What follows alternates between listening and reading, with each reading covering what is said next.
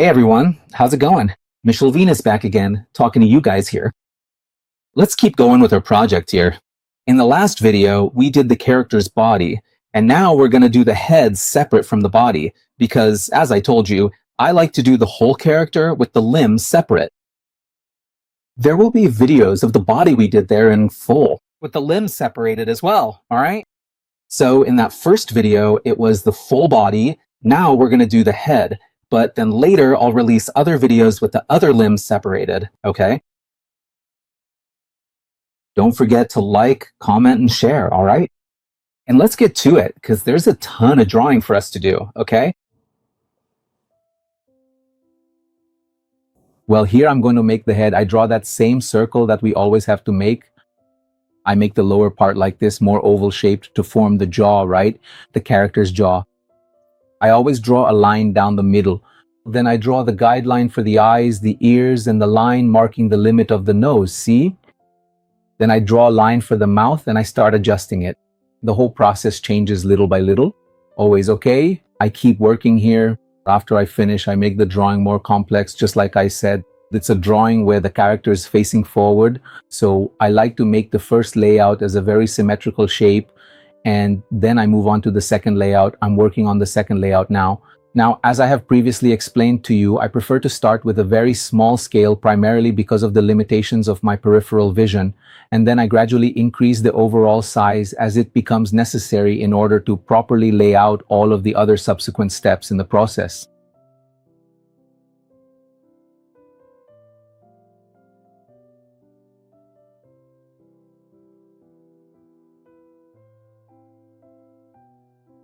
Here I draw the nose,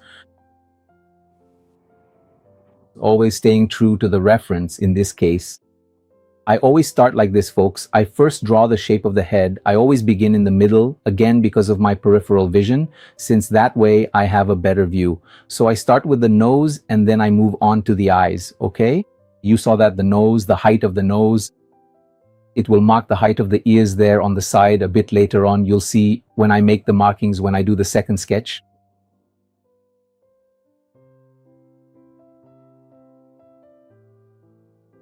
Here I'm drawing one eye, and for the other, I use these lines in Photoshop to check if it's at the right angle to see if they're aligned with each other. Here's a tip. The space between one eye and the other it's basically the width of one eye, okay? It's almost as if there were a third eye in the middle. That's the distance we always use. There are these tricks for measuring distance, right? For spacing on the face. Here I'm making one eye slightly more open than the other because of the layout, because of the reference. The reference I'm using is like this. It's a character's face and one of his eyes is slightly more open than the other. Okay, but that doesn't stop me from changing it. I'll change that later at the end.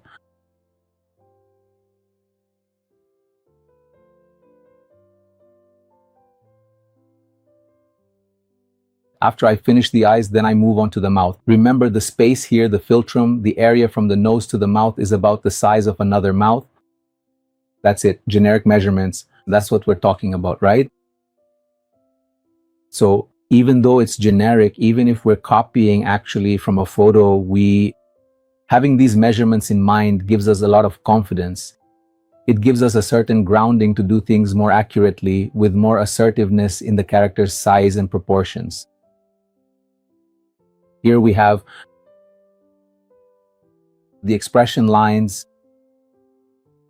It's the same procedure as with the body. On the body, I draw all the muscles showing. And then at the end, I decide which muscle I want to emphasize more and which one I don't. With the face, it's the same thing. I try to draw as many expression lines as possible, marking the cheeks, the facial bone structure. And then I decide which lines I'll soften, which ones I'll tone down, and which ones I'll emphasize, okay? Which ones I'll make more pronounced.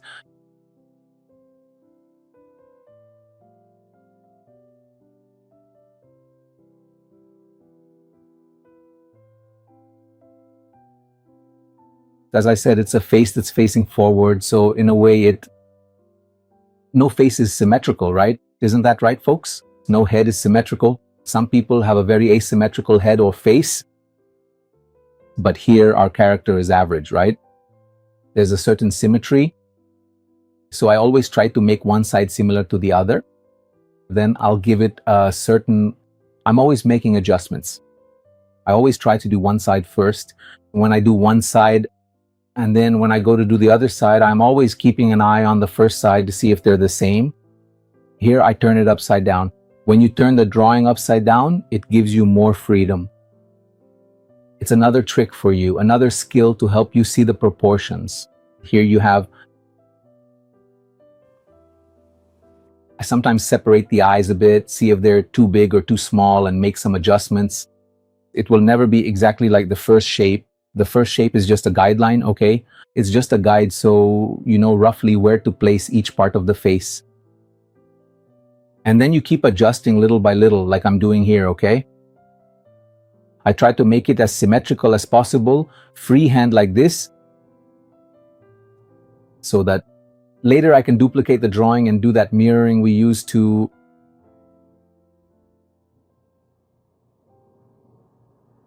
make it as symmetrical as possible, okay? Always respecting the reference model we're using as well.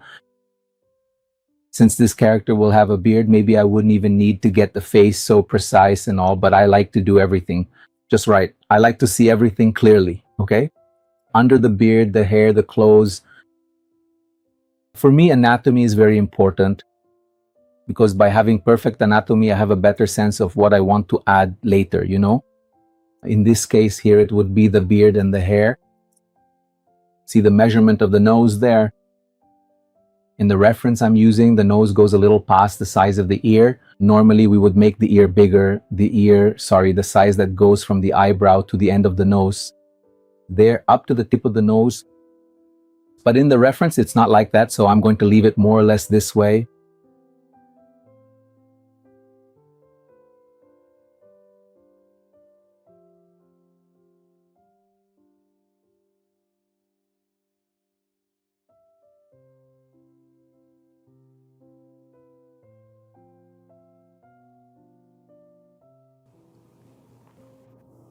Then I draw the hairline, always paying attention. See, it's not going to, I'm not just following, I already went past the shape there because I saw it was necessary, so I go ahead, okay? The shape is just the first layout, the first sketch is just a guide, okay? And then later we adjust things. It's always a guide, the first layout is always a guide.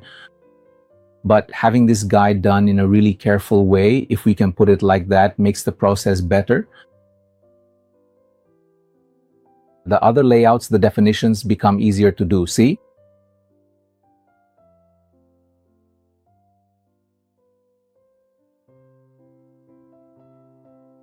We keep sketching, keep working, keep measuring.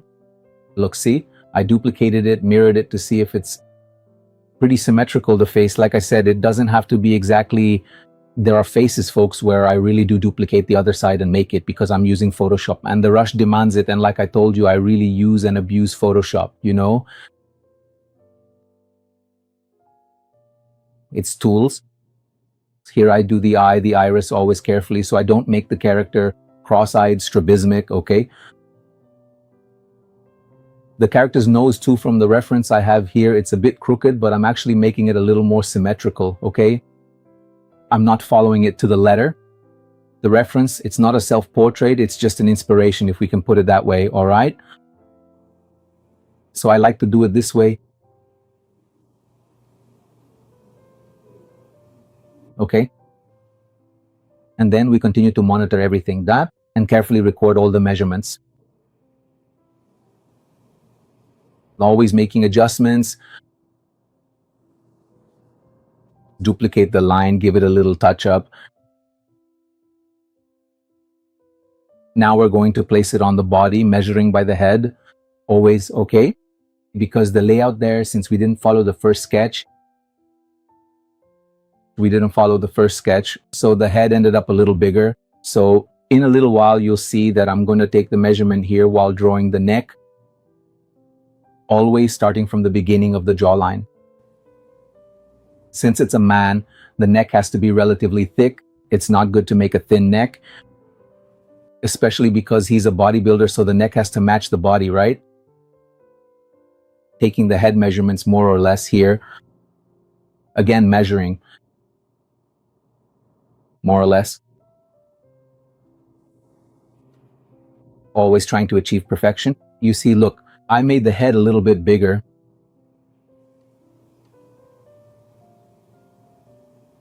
Okay?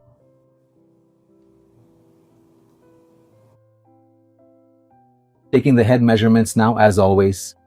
If it's 7.5, not 7.5, but a little over 7, almost 8, that's still fine here, you see. Here it came out a little less than 8, which is great. For the head's proportions, it's excellent. And that's it. We have to make things as harmonious as possible, okay? That's it, everyone. We've reached the end of another part of our project. Another part here. We just finished the head, and you saw that it has quite a few details. We do the exact same thing we did with the body. We start with an initial layout, then we mark it out and define everything as we go along. There's no secret to it.